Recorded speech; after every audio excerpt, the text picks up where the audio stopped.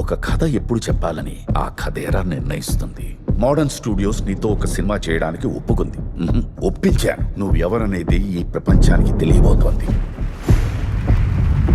ఒక news bit, దాని తర్వాత వచ్చిన ఒక ఫోన్ కాల్, ఎవ్రీథింగ్ చేంజ్డ్. ఎవరి నుంచి? మీ శిష్యుడు నట చక్రవర్తి టీకే మహాదేవన్. ఈ సినిమా నేను తీస్తాను, మీరు అదొక మూలను కూర్చొని చూడండి. ఈ సినిమా ఇచ్చే డబ్బు, పేరు, ఖ్యాతి నిన్ను పాడు చేసేశాయి. ఈ సినిమా నేను అనుకున్నట్టే నా క్లైమాక్స్ తో రిలీజ్ అవుతుంది. కట్టుకున్న మన బంధం దేనికి వెనకాడదు. నీతో ఒక్కటవుదామని వచ్చాను.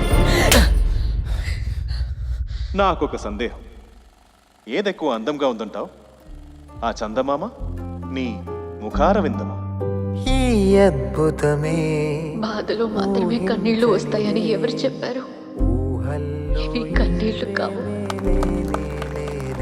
చాలా బాగా చేశారు. ఈ అద్భుతమే ఊహించనిదే నాకింత. ఏం జరిగినా సరే నీ శ్రద్ధని కోల్పోకుండా నేను ఆశపడిన విధంగా ఈ సినిమాలో నటిస్తానని నాకు ప్రమాణం చేయి. నాకు మాటివ్వు. నేనే ఒక ముద్దులా వెళ్ళి పడుకున్నాను. అవును, నువ్వు ఒక ముద్దువే. జరిగిందంతా నాటకం. అయ్యా, ఇది మీ సినిమా, మీరు చెప్తేనే నేను వింటాను. ఇక నుండి ఇది మీ సినిమా సెట్ కాదు, నా పోలీస్ స్టేషన్. మోహన్ నీ చావు నా చేతుల్లోనే. నిజంగానే అంత గొప్ప నటుడా? ఏంటో ఆటలాడుతున్నావా? ఆయన్ని చూస్తే నాకు అలా అసలు అనిపించట్లేదు. ఈ సినిమా ఈ రోజు పూర్తవ్వాలంటే ఈయన వెళ్ళిపోవాలి ఇప్పుడే. అన్నంటే ఎవర్రా? నిన్ను ఓదిపారేయడానికి నాకు 5 నిమిషాలు కూడా పట్టదు. ఊదేయడానికి నేను మట్టిని కాదు, పర్వతాన్ని. ఏంట్రా అంకుల్?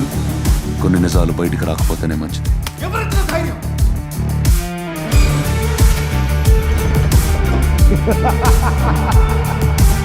నన్ను చంపేసాయి, నన్ను చంపేసాయి, నన్ను చంపేసాయి, నన్ను చంపేసాయి.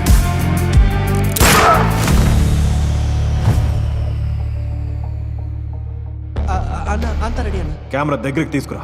సరే సార్. నా ముఖానికి పెట్టు. Camera close.